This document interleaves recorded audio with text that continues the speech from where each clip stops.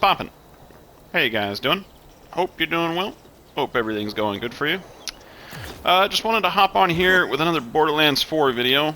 But this one is just telling you guys something that I noticed. If you have been playing the game on console, you'll know that the optimization's a little wonky.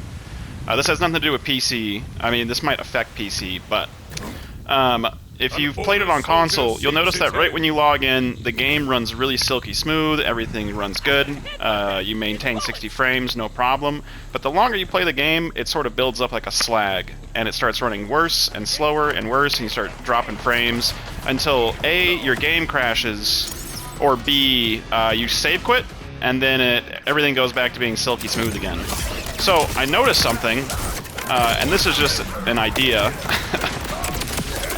that I had for maybe the developers to hopefully listen to, because I will show you. I'm going to kill Splash Zone a few times, and then I'll be right back. Alright, so I'm back. So I've killed him a few times, there's a bunch of loot on the ground. Now, question for you. What do you think would happen if I leave all this loot on the ground and go to the opposite end of the map and go farm over here for a bit? So that's what I'm going to do. And if you want to take a stab as to what's going to happen to that loot on the ground, go for it. So I'm going to run over here, I'm going to farm one of the drill sites or something, and then I'll be back.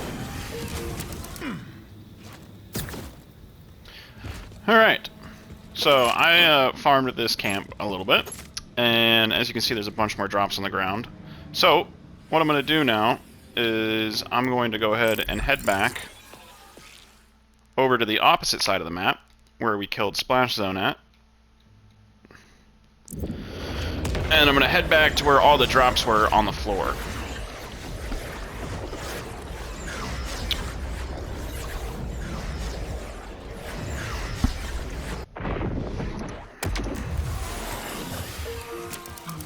And I don't know if you can tell from just viewing right now, but the game is already running a tiny bit worse. Not much, it's not really too noticeable, but it is slowed down the performance of the game a tad already from just farming two different camps on opposite sides of the map.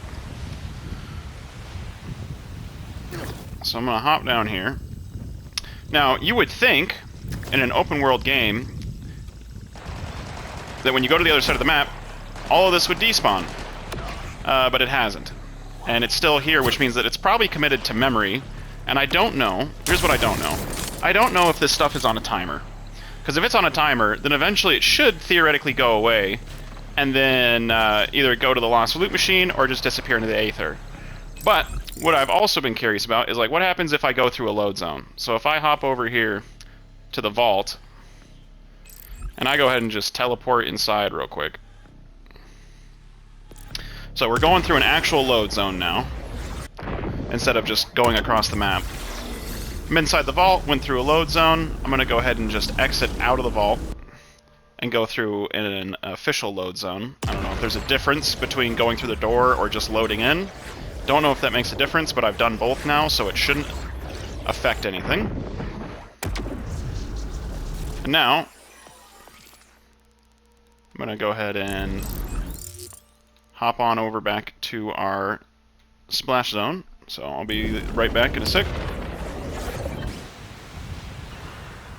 So, you would think, after at least hitting a load zone, that all of this stuff should be despawned now. And as you can tell, maybe the game is already running a little bit better, I'm not too sure, because I hadn't been playing for that long. And yes, everything does despawn, so at least going through a load zone does wipe all the stuff on the floor, and it does seem to return the game's performance a little bit. But my thing is if you spend all your time in the open world going from place to place farming stuff, how long do the assets lay on the floor? Because as you go through the map, as you can see, I had assets on this side of the map, and I had assets being spawned in all the way on the top side of the map. And those are all committed to memory, I would assume, because there's no way it's going to be rendering all those at the same time. That would be absurd. But they are committed to memory, and if there is no timer for when those go away, or at least like something that once you get a certain distance from a spawned-in object, it's just despawn and reset the map, that means they probably sit in memory forever until you go through a load zone, which is probably why the game runs worse and worse and worse. And I feel like this is a really simple fix of the distance from the player could have like a wipe Granted, I'm not a game developer, I'm not a coder, I have no idea if this is what's actually causing the slowdown. Everyone knows that there is a slowdown on console the more you play. But this is my theory as to what's causing the slowdown and the worst performance as you play the game. And if that's the case, I feel like it's just a really simple fix of making stuff despawn once you get a certain amount away, or just giving things on the floor a timer, you know, 5-10 minutes so that things start despawning, so that your game can actually run good for longer.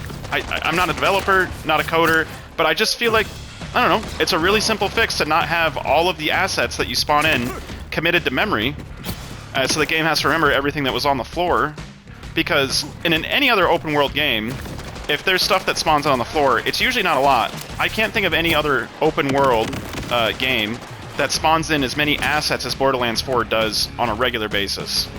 And so obviously, committing all that to memory, every drop that you get until you hit a load zone, is gonna bog down the game, for sure.